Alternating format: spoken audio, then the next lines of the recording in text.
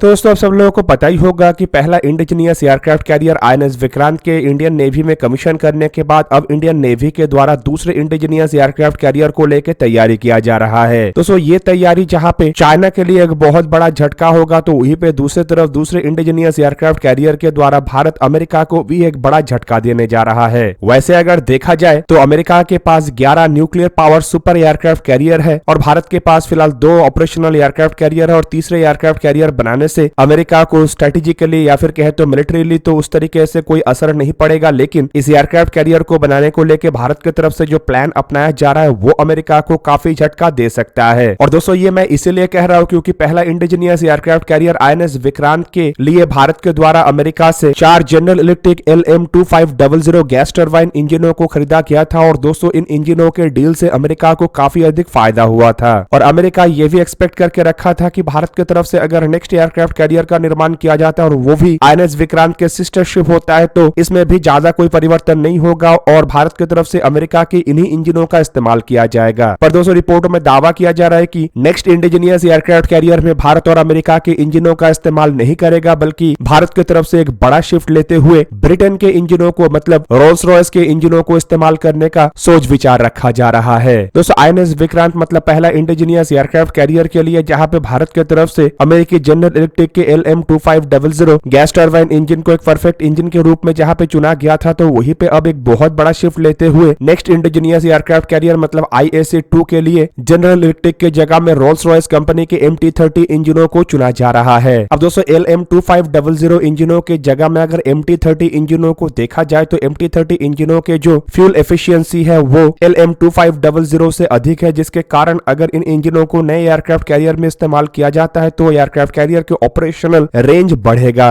पर दोस्तों ये ऑपरेशनल रेंज को बढ़ाने के लिए भारत को पहले के मुकाबले में करीबन 1.5 गुना अधिक अमाउंट भी पे करना पड़ेगा। मतलब आप समझ सकते होंगे कि इससे जो नेक्स्ट एयरक्राफ्ट कैरियर है उसका खर्चा तो बढ़ जाएगा, लेकिन नेक्स्ट एयरक्राफ्ट कैरियर में कई तरीके के कैपेबिलिटीज वृद्धि होगा, जैसे कि एयरक्राफ्ट कैरियर के रेंज बढ़ेगा। दूसरी तरफ आप लोगों को यह भी बता दूं कि दूसरे इंडिजीनियस एयरक्राफ्ट कैरियर को आईएनएस विक्रांत के ही सिमिलर एयरक्राफ्ट कैरियर मतलब करीब करीब उतने ही वजन के और उतने ही आकार के रूप में बनाया जाना है और ऐसे में दोस्तों इस एयरक्राफ्ट कैरियर में अगर इंजन का बदलाव किया जाता है तो इसके लिए एयरक्राफ्ट कैरियर के डिजाइन में भी सिग्निफिकेंट बदलाव करना पड़ेगा। इवन दोस्तों जनरल इलेक्ट्रिक के LM2500 इंजनों के मुकाबले में रोल्स रॉयस के MT-30 इंजनों को अधिक टेक्नोलॉजिकल एडवांस और सुपीरियर इंजन के रूप में भी देखा जाता है और शायद ये भी एक बड़ा कारण है जिसके वजह से इंडियन नेवी के द्वारा नए इंजन के तरफ अपने शिफ्ट को लाया जा रहा है। और रिपोर्ट में यह भी दावा किया जा रहा है कि खाली एयरक्राफ्ट कैरियर नहीं बल्कि टेक्नोलॉजिकल सुपीरियोरिटी को देखते हुए आने वाले समय में इंडियन नेवी के द्वारा MT-30 जैसे इंजनों का इस्तेमाल अपने फ्यूचर डिस्ट्रॉयर इवन फ्रिगेट्स जैसे जहाजों में भी किया जा सकता है। अब दोस्तों रोल्स रॉयस जैसे जो कंपनी है वो केवल मात्र इंजनों के सप्लाई को लेकर ही भारत के साथ काम नहीं करना चाहता है, बल्कि साल 2021 में रोल्स रॉयस और भारत की हिंदुस्तान एरोनॉटिक्स लिमिटेड के बीच में एक MOU के ऊपर भी हस्ताक्षर हुआ था जो बेसिकली MT-30 जैसे इंजनों को भारत में सर्विस करने को लेके है, जिससे कि एक तरफ जहां पे इन इंजनों के सर्विसिबिलिटी बढ़ेगा तो वहीं पे दूसरी तरफ आत्मनिर्भर भारत के संकल्प जो है उसे भी मजबूती मिलेगा। और दोस्तों ये भी एक बहुत बड़ा कारण है जिसके वजह से भारत अमेरिकी कंपनी जनरल इलेक्ट्रिक के जगह में ब्रिटेन के कंपनी रोल्स रॉयस के साथ आगे बढ़ने को लेकर सोच विचार कर रहा है। और दूसरी तरफ दोस्तों इससे ब्रिटिश कंपनी और भारतीय कंपनियों के बीच में भी कोलैबोरेशन मजबूत होगा, जिससे कि आने वाले समय में भी कई तरीके के प्रोजेक्टों में मदद मिलेगा। अब दोस्तों IAC-2 को लेकर अब तक कोई फाइनल डिसीजन नहीं आया है, इस कारण अभी से नहीं बताया जा सकता है कि जो MT-30 इंजनों को इस्तेमाल करने का इरादा रखा जा रहा है इसके ऊपर कब तक पक्का मोहर पड़ेगा। लेकिन दोस्तों इससे एक तरीके से इंडियन नेवी के कैपेबिलिटी में तो वृद्धि होगा ही, साथ में इंडियन नेवी के लिए जितना महत्वपूर्ण ये IAC-2 प्रोजेक्ट है उतना ही IAC-2 के लिए MT-30 इंजन महत्वपूर्ण होने वाला है। हालांकि दोस्तों इसके लिए भारत को थोड़ा अधिक खर्चा करना पड़ेगा, लेकिन ये खर्चा सामूहिक है क्योंकि इससे जहाज के जो कैपेबिलिटी है उसमें भी कई गुना वृद्धि आने वाला है और इससे जहाज के जो रेंज है वो बढ़ेगा और रेंज बढ़ने का मतलब है कि इंडियन नेवी के जो ताकत है या फिर कहे तो इंडियन नेवी के जो इन्फ्लुएंस है उसका रेंज भी बढ़ेगा। अब दोस्तों एक तरफ जहां पे इंडियन नेवी के कैपेबिलिटी को मजबूत करने के लिए एयरक्राफ्ट कैरियर को लेके एक अलग सोच विचार रखा जा रहा है और एयरक्राफ्ट कैरियर को किस तरीके से और आधुनिक और टेक्नोलॉजिकल सुपीरियर बनाया जा सके उसके लेके तैयारी किया जा रहा है, तो वहीं पे दूसरी तरफ इंडियन नेवी के सबमरीनों को भी स्वदेशी तरीके से और अधिक ताकतवर बनाने को लेके हाल ही में ही एक बहुत बड़े टेस्ट को अंजाम दिया गया। और दोस्तों ये टेस्ट था वरुणास्त्र टॉर्पेडो के सबमरीन लॉन्च वेरिएंट का। हाल ही में ही मिनिस्ट्री ऑफ डिफेंस की तरफ से क्लेम किया गया है कि कुछ समय पहले वरुणास्त्र टॉर्पेडो का एक सबमरीन लॉन्च वेरिएंटों का सफलतापूर्वक परीक्षण को अंजाम दिया गया है। अब दोस्तों वरुणास्त्र टॉर्पेडो को अगर देखा जाए तो यह 533 मिलीमीटर के हैवी वेट टॉर्पेडो है, जिसे बेसिकली जहाजों से दागने के लिए डिजाइन और डेवलप किया गया था। लेकिन रिपोर्ट में अब दावा किया जा रहा है कि इसी साल के जून महीने के 6 तारीख के दिन इस टॉर्पेडो को सबमरीन से दागा गया था और इसके लिए इस टॉर्पेडो में मॉडिफिकेशन किया गया था। और रिपोर्ट में यह भी दावा किया जा रहा है कि पानी के नीचे से जब इस टॉर्पेडो को एक सबमरीन के द्वारा दागा गया तब ये जो टॉर्पेडो था ये पानी के नीचे ही स्थित और एक टारगेट को सफलतापूर्वक हिट किया है। हालांकि दोस्तों ये जो परीक्षण है काफी समय पहले का परीक्षण है, लेकिन इसके बारे में जानकारी हाल ही में ही मिनिस्ट्री ऑफ डिफेंस की तरफ से दिया गया है। और दोस्तों इस जानकारी के बाद एक तरीके से यह भी साफ हो गया कि वरुणास्त्र टॉर्पेडो के पास फिलहाल इस तरीके का कैपेबिलिटी है कि वो सबमरीनों से भी इस्तेमाल हो सके और ये इंडियन नेवी के कई तरीके के अलग अलग जरूरतों को भी पूरा कर सके। दोस्तों वरुणास्त्र टॉर्पेडो का ये जो ट्रायल है ये भी प्रूव करता है कि एंटी सबमरीन वॉरफेयर के लिए डेवलप किया हुआ ये जो टॉर्पेडो है ये कितने क्रिटिकल एडवांटेज के साथ है। पानी के नीचे बने हुए एक टारगेट को पानी के नीचे से ही लॉन्च करने के बाद हिट करना काफी बड़ा सफलता के रूप में देखा जा रहा है और साथ ही साथ ये भी दर्शा रहा है कि रियल वर्ल्ड सिचुएशन में भी ये जो टॉर्पेडो है किस तरीके से काम करेगा। दोस्तों ये जो टॉर्पेडो है इसके डिजाइन और डेवलपमेंट का काम defence research and development organisation के naval science and technology laboratory के तरफ से किया गया है और इस टॉर्पेडो का जो निर्माण का काम है वो भारत डायनामिक लिमिटेड के तरफ से हो रहा है। रिपोर्ट के मुताबिक इन टॉर्पेडो को बड़े मात्रा में इंडियन नेवी के जहाजों के लिए बनाया जा चुका है, जिनमें विशाखापट्टनम क्लास के डिस्ट्रॉयर से शुरू करके कोलकाता और दिल्ली क्लास के डिस्ट्रॉयर, राजपूत क्लास के डिस्ट्रॉयर से शुरू करके कमोटा क्लास के कॉर्वेट, नीलगिरी क्लास के फ्रिगेट और तलवार क्लास के फ्रिगेट भी शामिल है। और कुछ रिपोर्टों के मुताबिक भारत के द्वारा इन टॉर्पेडो को शायद वियतनाम को भी एक्सपोर्ट किया गया है। अब दोस्तों ये जो टॉर्पेडो है ये 1500 किलोग्राम के काफी भारी भरकम टॉर्पेडो है, जिसमें करीब करीब 250 किलोग्राम के ओवरहेड रहता है और इस टॉर्पेडो का जो लंबाई है वो करीबन 7.78 मीटर मतलब 25.5 फीट और डायमीटर 533.4 मिलीमीटर मतलब 21 इंच है। हाई एक्सप्लोसिव वॉरहेड से लैस ये torpedo electric silver oxidised zinc battery से चलता है और इसकी ऑपरेशनल रेंज करीबन 40 किलोमीटर है। और रिपोर्ट के मुताबिक पानी के नीचे ये 40 नॉट मतलब 74 किलोमीटर पर आवर से लेके 50 नॉट मतलब 93 किलोमीटर पर आवर के अधिकतम रफ्तार में आगे बढ़ सकता है और करीबन 600 मीटर के गहराई मतलब 2000 फीट के गहराई तक जाने में ये टॉर्पेडो सक्षम है। टॉर्पेडो में गाइडेंस सिस्टम के लिए wire guidance, active phase, acoustic homing और augmented GPS naval satellite guidance systems का इस्तेमाल किया गया है। और पहले ये टॉर्पेडो केवल जहाजों से लॉन्च हो सकता था, लेकिन अब ये टॉर्पेडो सबमरीनों से भी लॉन्च हो सकता है। फिलहाल दोस्तों रिपोर्टों में यह दावा नहीं किया गया है कि इन टॉर्पेडो को किसी एक सबमरीन में ऑपरेशनल किया गया है कि नहीं, पर कुछ रिपोर्टों के मुताबिक इंडियन नेवी को काफी अधिक ऐसे टॉर्पेडोज का शॉर्टेज है जो कि 533 मिलीमीटर का हो और इंडियन नेवी ऐसे टॉर्पेडो का तलाश भी कर रहा है। रिपोर्ट में यह भी दावा किया जा रहा है कि इंडियन नेवी कुछ विदेशी फार्म से भी टॉर्पेडोज को खरीद सकता है ताकि इसका इस्तेमाल कलवरी क्लास के सबमरीनों से शुरू करके अरिहंत क्लास के सबमरीनों में हो सके। जबकि दूसरी तरफ अगर भारत इस तरीके के टॉर्पेडो को बनाने में सक्षम हो चुका है जो कि सबमरीनों से दागा जा सकता है, तो आने वाले समय में इसका इस्तेमाल भारत अपने खुद के कलवरी क्लास के सबमरीन और अरिहंत क्लास के सबमरीनों में भी कर सकेगा। दोस्तों यहाँ पे आप लोगों को यह भी जान के रखना चाहिए कि ऐसे सफलता के बाद भारत के जो टॉर्पेडो के एक्सपोर्ट है या फिर कहते हो हथियारों के एक्सपोर्ट है उसमें भी बढ़ोतरी होगा, क्योंकि इसके साथ साथ अब भारत के पास एक ही टाइप के टॉर्पेडो दो अलग अलग प्लेटफॉर्म से दागने में समर्थ हो चुका है। जबकि दूसरी तरफ अगर देखा जाए तो naval science and technology laboratory के तरफ से इसके अलावा भी और एक टॉर्पेडो को बनाया गया है और उस टॉर्पेडो को एडवांस लाइट वेट टॉर्पेडो शायाना कहा जाता है। और दोस्तों ये जो टॉर्पेडो है ये असल में शिप, सबमरीन जैसे हथियारों से तो दागा जा सकता ही है, साथ में हेलीकॉप्टर और एयरक्राफ्टों से भी दागा जा सकता है। और ये टॉर्पेडो वरुणास्त्र जैसे टॉर्पेडो के मुकाबले में काफी हल्का और केवल 220 किलोग्राम का है। दोस्तों आप लोगों को क्या लगता है कि भारत की तरफ से नेवी को मॉडर्नाइज करने को लेके जो कदम उठाया जा रहा है, क्या ये भारत को आने वाले समय में इंडियन ओशन के अंदर दबदबा पैदा करने में मदद कर सकेगा या नहीं? कमेंट करके अपने राय अवश्य दीजिए। दोस्तों आज के इस वीडियो को यहीं पे ही करते हैं समाप्त। किसी और एक दिन किसी और एक वीडियो में मिलेंगे, तब तक के लिए जय हिंद, वंदे मातरम।